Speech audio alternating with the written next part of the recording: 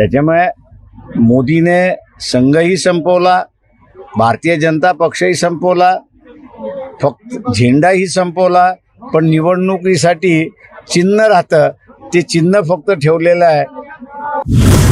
तुम्ही मोहन भागवतांचं नाव असणारं गेले 6 महिन्यामध्ये वर्तमानपत्रामध्ये ऐकलेलं आहे का?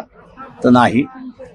मोदी असणारा अटल बिहारी वाजपेयी सुद्धा होते, त्यावेळेस ते असणारा संघ कार्यालयात येऊन जात होते. पण माझ्या माहितीप्रमाणे मागच्या 5 वर्षामध्ये नरेंद्र मोदी एकही दिवस संघ कार्यालयामध्ये आलेले नाहीत, किंवा ज्या वेळेस मोहन भागवतांनी त्यांच्याकडे वेळ मागितली त्यावेळेस ती वेळही दिलेली नाही, अशी असणारी परिस्थिती आहे. त्याच्यामुळे मोदीने संघही संपवला, भारतीय जनता पक्षही संपवला, फक्त झेंडाही संपवला, पण निवडणुकीसाठी चिन्ह राहतं, ते चिन्ह फक्त ठेवलेलं आहे. अशा ह्या परिस्थितीमध्ये पक्ष टिकले तर देशाचा एकोपा टिकतो, अशी असणारी परिस्थिती आहे.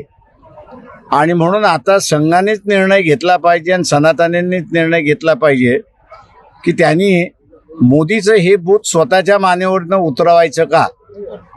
मी आवाहन केलंय की त्यांनी त्यांच्या मानेवरती बसलेलं जे भूत आहे ते आम्ही उतरवायला निघालेलो आहोत, तेव्हा संघाने त्याच्यामध्ये मदत करावी, हे आवाहन आम्ही केलेलं आहे.